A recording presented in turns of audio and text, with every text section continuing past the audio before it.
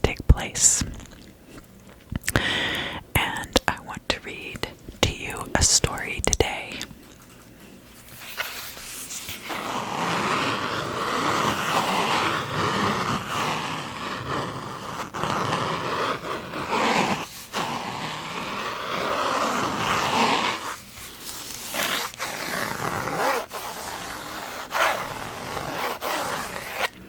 From this book,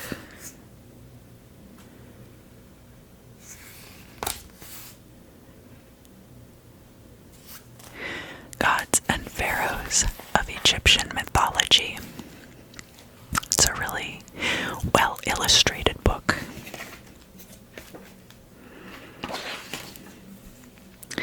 It's by Geraldine was the author, and it's illustrated by David O'Connor and John Sibick.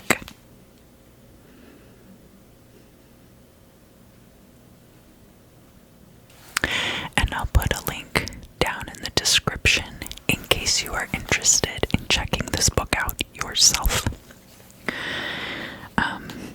I really love the artwork, and the way that the stories are laid out in this book is also excellent. Now, there are a couple of different schools of thought on the Egyptian or Coptic calendar. Now, the Coptic calendar proper is still in use by the Coptic Church, and it lists September 11th as the start of the year in the Gregorian calendar. Now, this is the same calendar for all intents and purposes as the original ancient Egyptian calendar. However, the Egyptian calendar started in order to track the flooding cycles of the Nile. And the ancient Egyptians noticed that what we call the dog star today, Sirius, but they called it Sobdet, and it was a goddess. Every time the dog star rose over the horizon, that would be when they started their new year.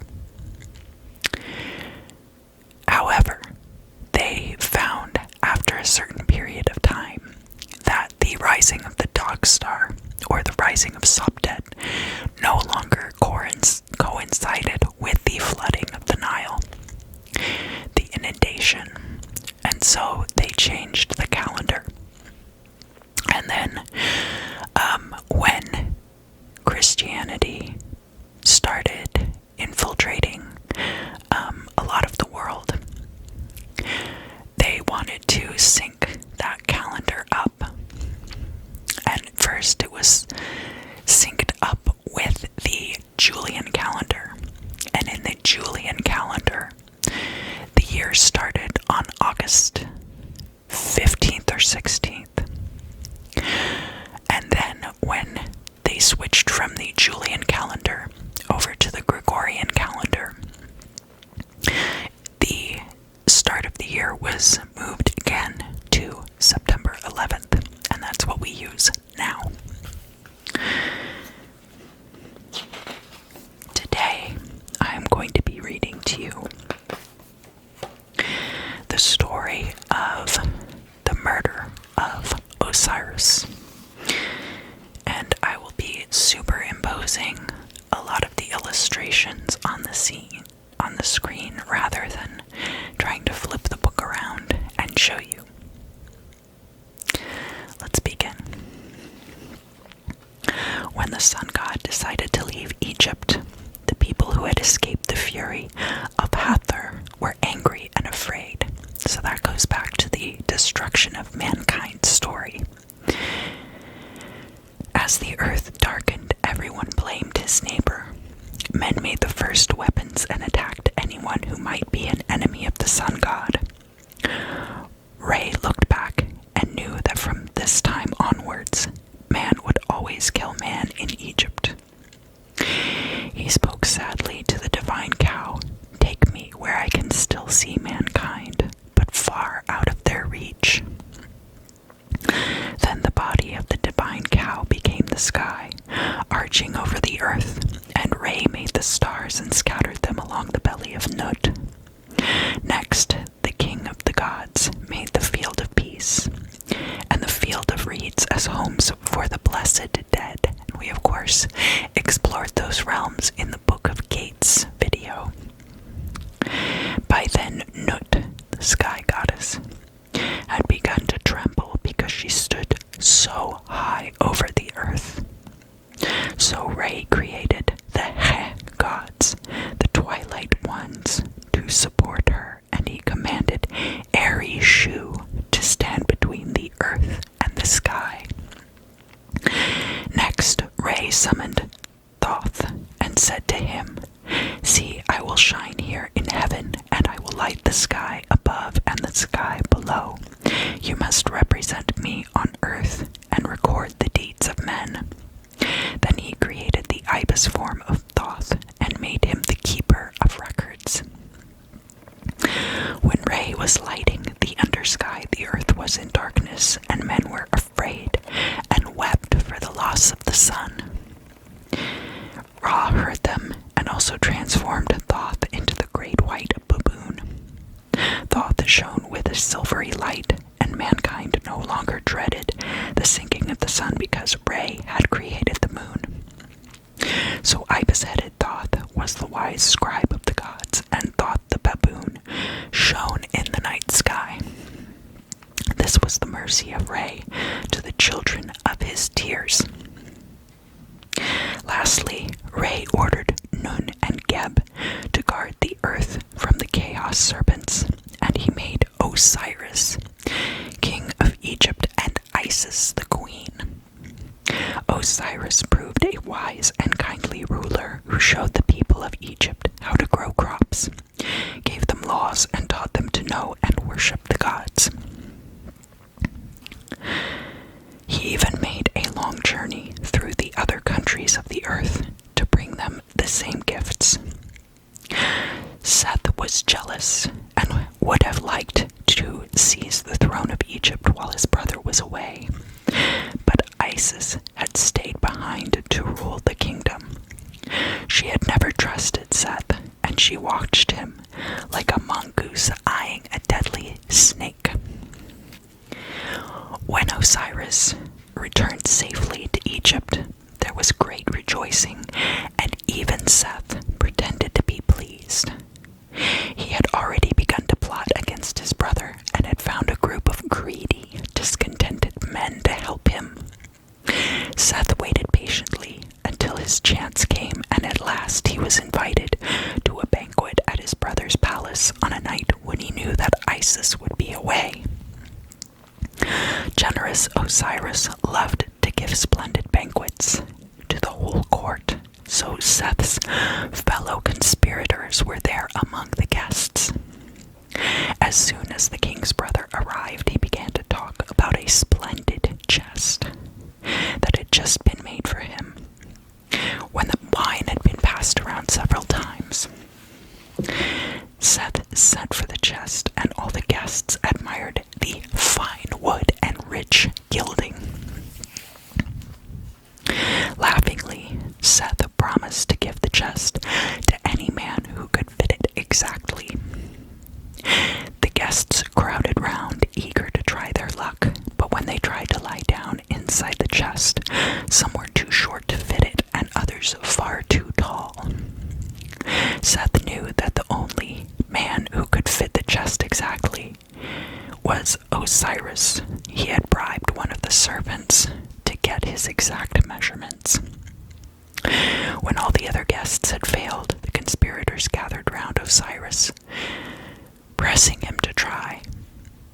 Trustingly, Osiris allowed himself to be helped into the chest.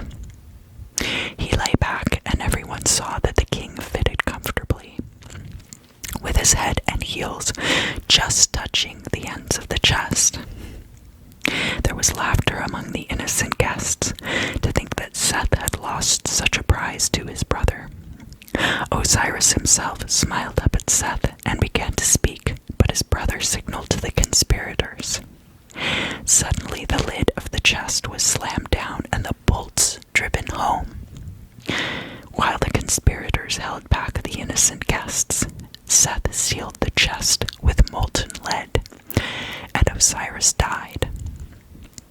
The chest that had become a coffin was carried through the night to the bank of one of the Nile's many branches, where the conspirators threw it into the water, hoping that it would drift out to sea and be lost forever. Then Seth announced the sudden death of his brother and crowned himself as the new king. When Isis heard the terrible news, she was half mad with grief. She cut off a lock of her hair and dressed in the somber clothes of a widow. Then she set out to look for her husband's body. Wild rumors were everywhere, but for a long time she could learn nothing definite. Isis trudged from village to village, questioning everyone she met, and at last she spoke to some children who had actually seen the chest thrown into the Nile and float downstream. The goddess followed that branch of the Nile until it joined the sea. Every few days she found someone who had glimpsed a gilded chest floating north, and she knew that all she could do was follow. Isis left Egypt and wandered along the coastline through strange countries until she came to the kingdom of Byblus. There, the people could talk of little but a miraculous tree that had suddenly sprung up on the seashore. The coffin of Osiris had drifted ashore and into the roots of a sapling. Strengthened by the murdered god, the sapling grew in a single night into a tall and graceful tree. When the king of Byblus heard about this marvel, he sent his carpenters to chop down the tree and bring it into his palace to be used as a pillar. The carpenters obeyed and trimmed the felled trunk to make a fine pillar. No one suspected that the coffin of a god was hidden inside the tree. When Isis learned about the tree from villagers eager to gossip with a stranger, she made her way into the city of Byblus and sat down by a fountain close to the palace. When some of the maids of the queen of Byblus came out to the fountain to draw water, they noticed Isis and asked her who she was. The goddess simply told them that she was an Egyptian and a skilled hairdresser. Then she cunningly plaited the maid's hair and breathed onto their skin so that a divine fragrance clung to them. As soon as the girls went back into the palace, everyone began to admire their attractive hairstyles and marvelous perfume. The maids told their mistress, Queen Athenais, about the Egyptian woman at the fountain, and Isis was sent for. The goddess plaited the queen's hair, and Athenais was so delighted that she asked Isis to stay in the palace. In a short while, Queen Athenais came to like and trust the Egyptian stranger, and Isis was made nurse to the youngest of two princes of Byblus. Every night, when the rest of the palace was asleep, Isis crept into the room where the pillar that held her husband's coffin was and wept over him. In the daytime, she looked after the baby prince. Isis grew fond of the baby and decided to make him immortal. One night, she took him with her to the room where the pillar stood and kindled a fire. She whispered spells over it and laid the sleeping baby in the flames. The fire began to burn away the little prince's humanity.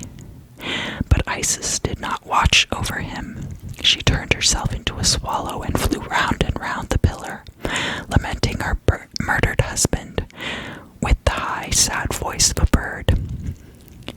Queen Athenais, who slept in a nearby room, was woken by the crackling of flames and got up to trace the noise. She opened the door to the pillar room and screamed in horror as she saw her child burning. At once the swallow turned back into a woman and the magic flames died away. Isis told the terrified queen who she was and warned her that the little prince would never be immortal now. Athenais wept at her mistake and asked how she could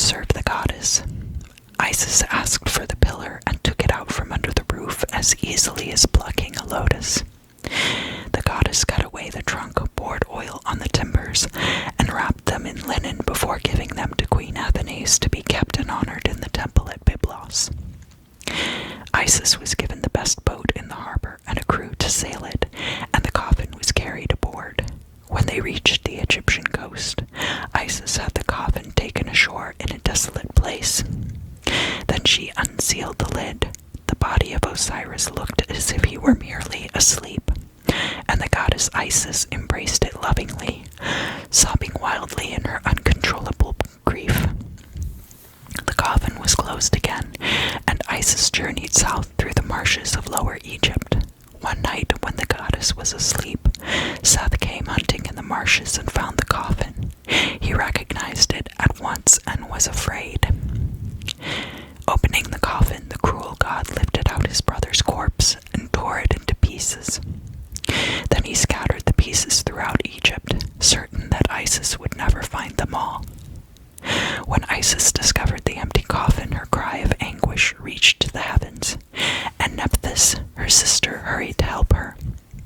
Though Nephthys was the wife of Seth, she had always loved Isis and Osiris better, so together the two daughters of Nut set out to search for the scattered body.